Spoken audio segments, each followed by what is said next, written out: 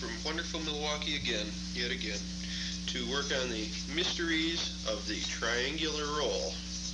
Very roughly, this is approximating a quiche. Sure.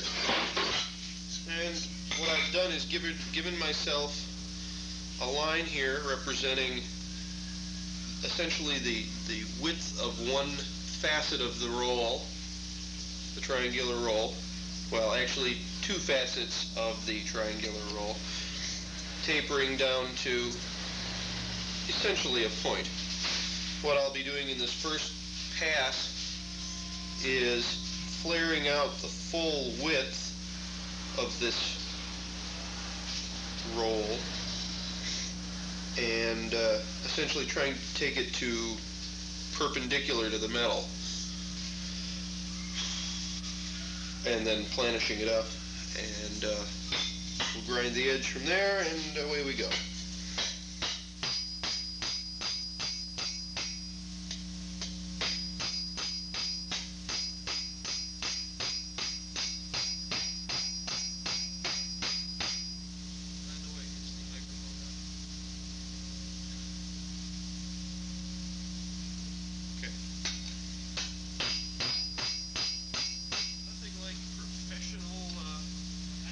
Videotaping here, and in fact this is nothing like professional videotaping.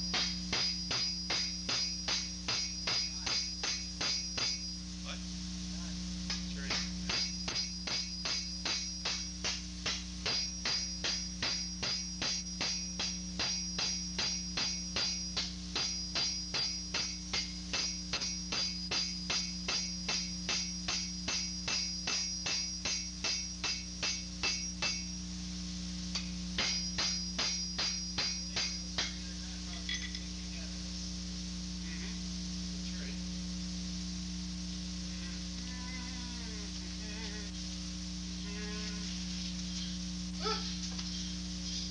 All the hammer's gone. Oh no. Well, this will work. No, it won't work. At this point, we need to switch to a straight peen so I can get access to this center section.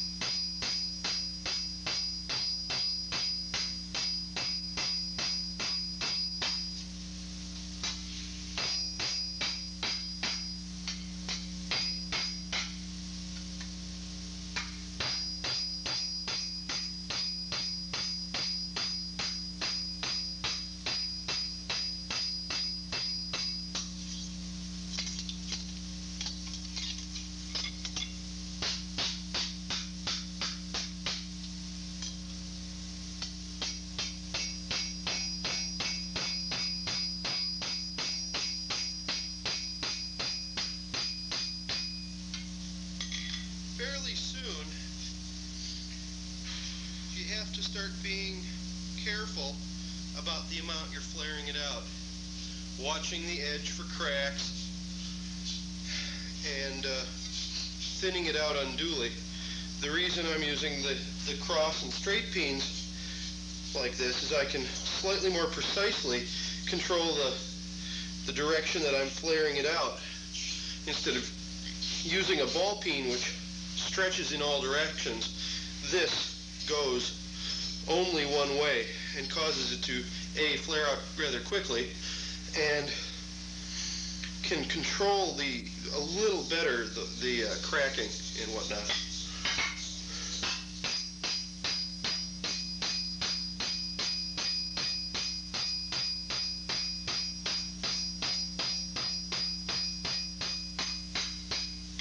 Occasionally, I will use a much more rounded face essentially planish the edge to make sure that there aren't, it's not quite as abusive to the edge as the sharp edge of the raising type hammer.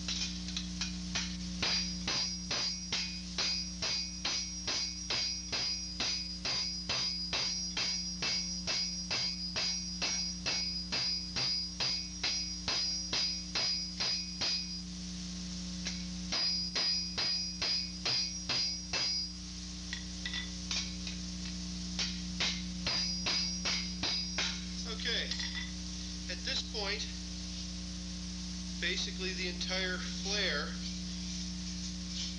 is taken as far as I can take it on this anvil. One of the problems with this radiused edge, as you try to work the fold or the top edge of this roll, you'll find that you can't get a nice sharp edge on it because of the radius. So at this point I have to step over to the bighorn.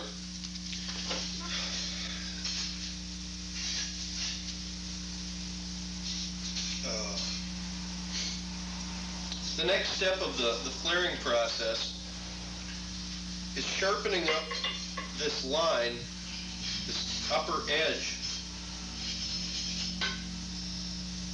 of what will be the roll. To accomplish it, I'm going to use the bighorn, the back edge of this bighorn, which has a nice sharp edge, which is undercut.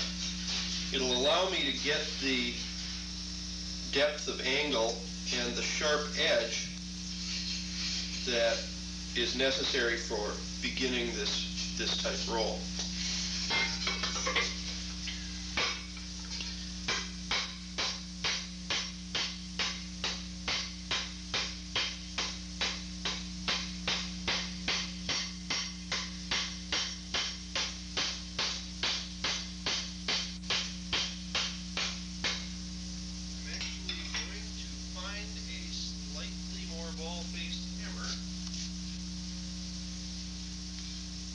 Sure, why not? Sounded good when I thought of it. Note the non-standard ball peen. Note the classy lines that you'll never see on a Stanley. Alright, enough of this.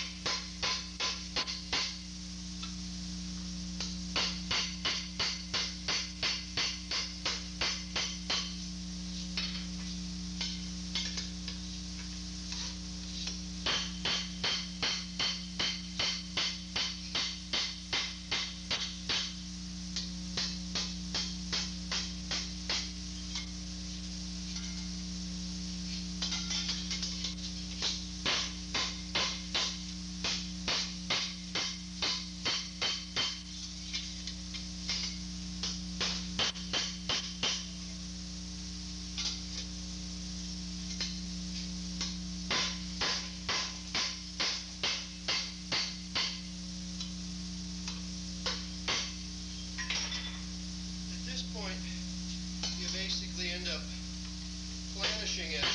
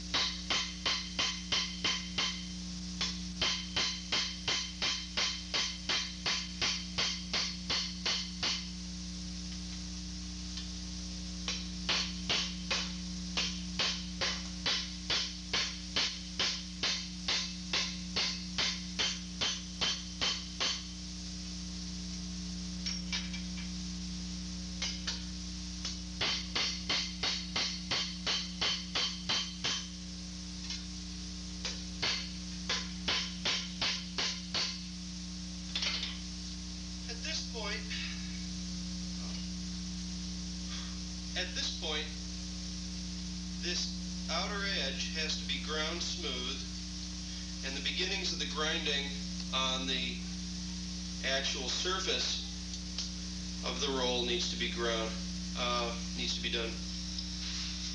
So we can pause while that's done. All right, well, as you can see, we've ground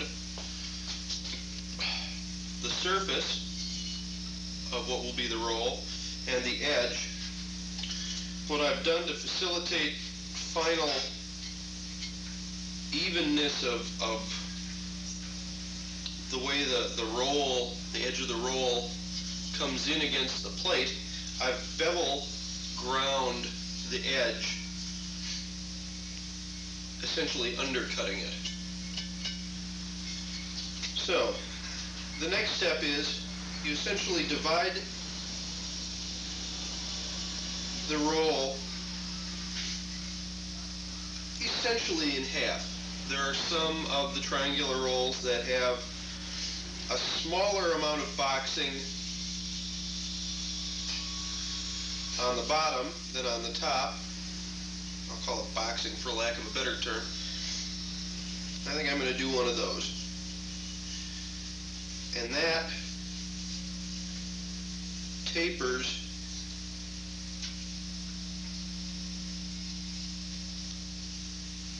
and with a little practice you can get used to, with the fingernail method of drawing, doing a fairly even line that changes width or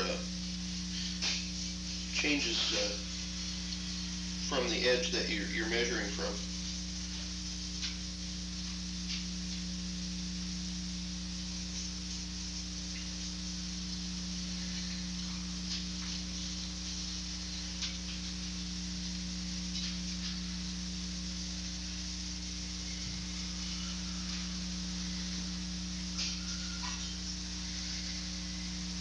Like so.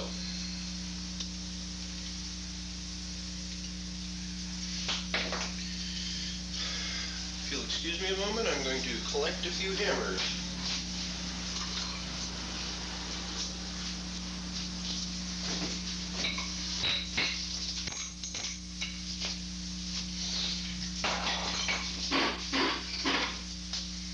What I'm going to do is start this on this very deeply undercut end of the bighorn. What I'll be doing is starting a secondary crease on this line.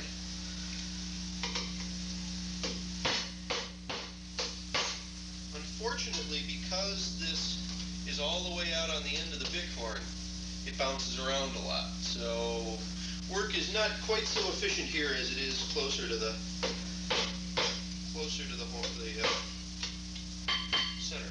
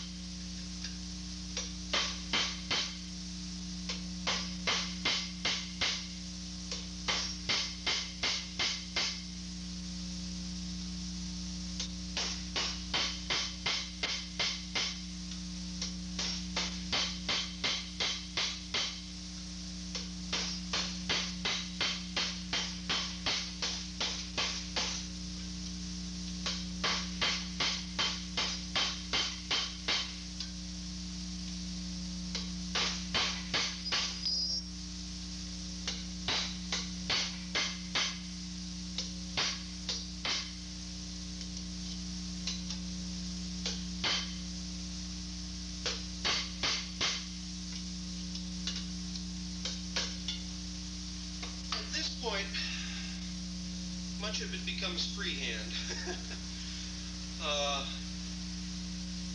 Partially owing to not having precisely the correct tool for doing this, and not wanting to screw around with using chisels and things like that. I'll just start working this down. I think we will actually want to move back over to the anvil.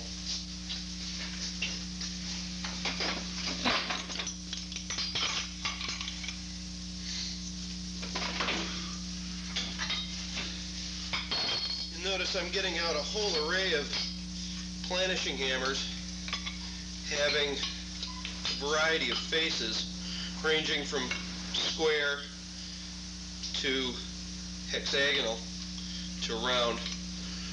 These I'll more or less use depending on where I'm working on the piece. For a lot of the initial stuff, it basically doesn't matter. But as you get the edge closer to the actual metal, you go for a squarer-faced hammer. You stand a better chance of gouging the hell out of your metal, but as long as you're very careful and attempt some precision, you will be able to get a far better result. And even if you do gouge up the metal some, you grind it out.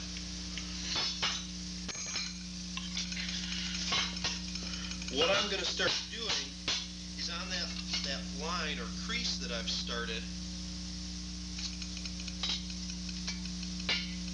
this line or crease, attempt to accentuate it somewhat.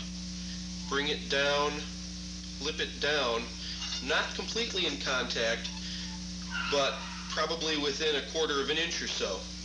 At that point I will start freehand sharpening the crease from both directions, and also pushing from the top, hammering from the top on this part of the crease, the whole roll down so this edge comes in contact. At that point we're going to need someone to help. So.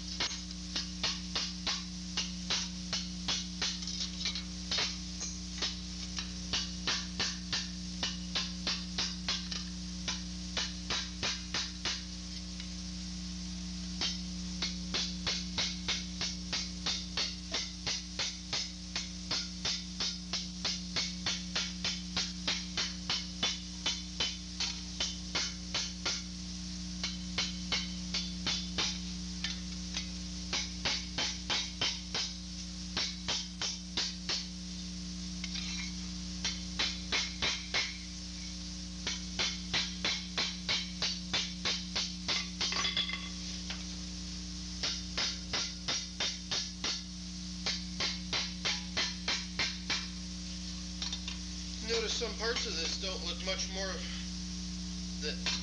like much more than just a regular round roll. Well, by and large that's correct. A lot of the actual definition will be put in once it's wrapped around. And you try to get as sharp a crease in beforehand to give it a place to bend, essentially.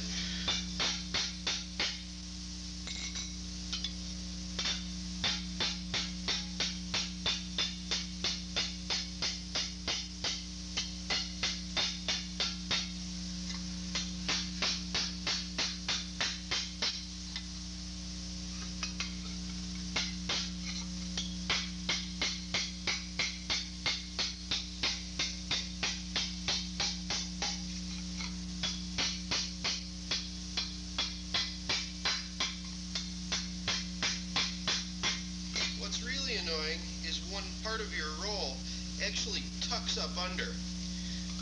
More likely than not, you got a couple of choices. If you don't have a lot of time in it, sometimes it's mostly worth just throwing away. And sometimes you can heat it up and pry it back out. Sometimes you can hammer on it and get it to where you need it. In this case, I'm going to start doing a number of things. One of them is trying to get the definition that I want on this edge, and the other one is I'll start working this part of the roll down.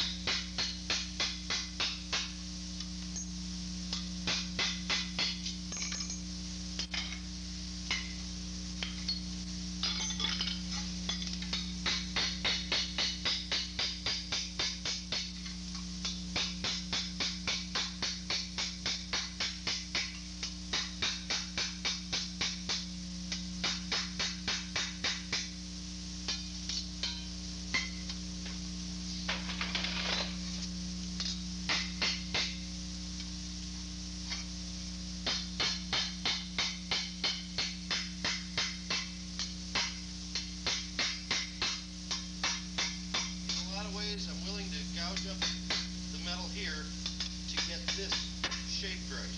Already you can see it's starting to curl the wrong way on me. At this point, we actually need some help. Kevin, you'd be willing to give me a hand? Sure. Okay.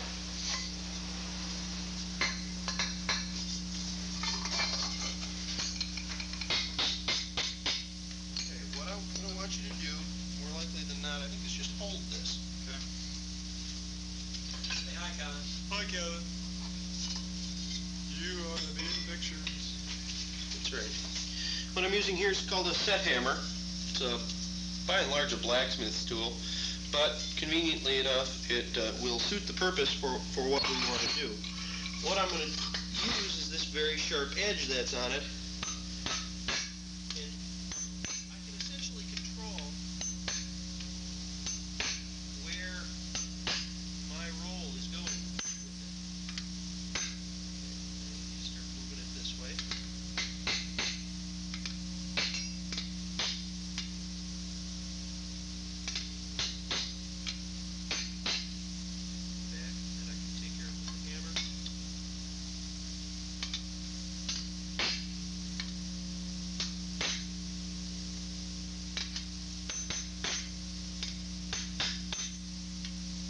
Notice how I'm starting to slowly tuck this edge right in tight.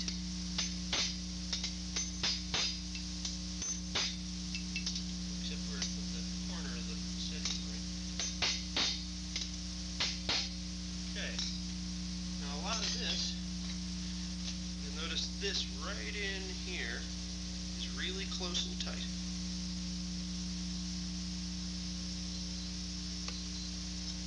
As opposed to other parts of this, there, which aren't quite so close and tight. This needs to be hammered in more this way, and then I can start cleaning up this edge. If we could, I'd like to work on this absolute center section, although I think I may have goofed it up a little bit.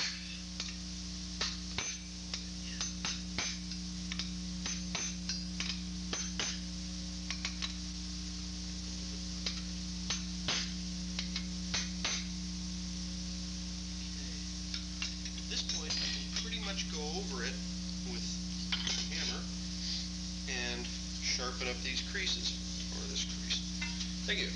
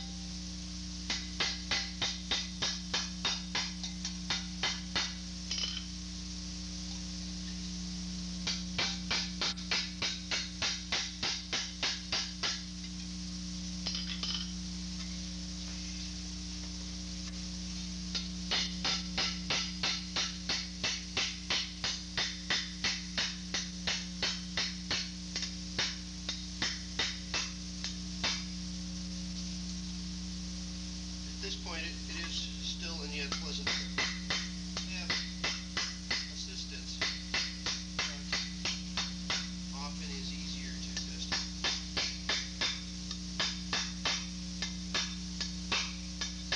muscle and gouge through.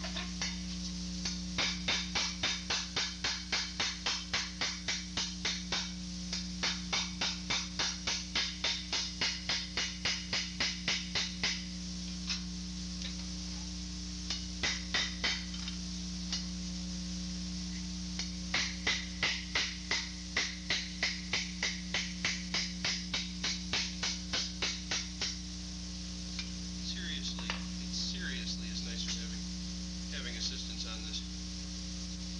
No, it's okay, because I'm going to wrap it up pretty soon. At this point, it is puntably a roll. You might want to get in a little closer and focus in on that.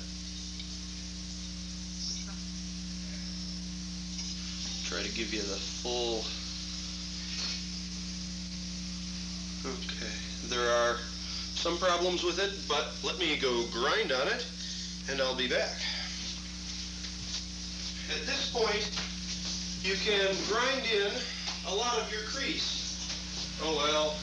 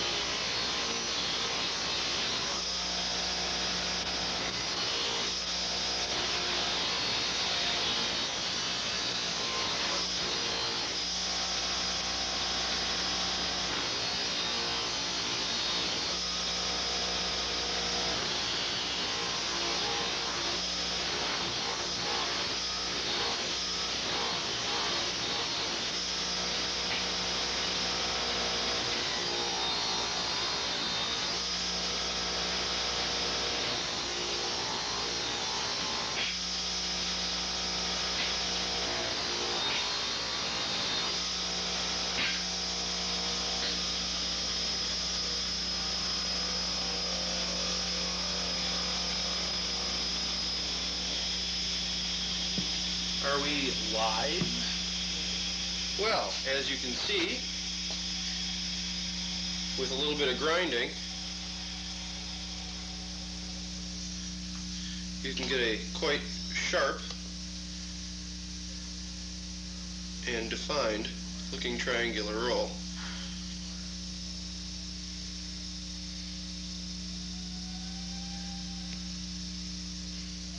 That's right. That's me, Joe Cool Armorer, at large. Or maybe I'm just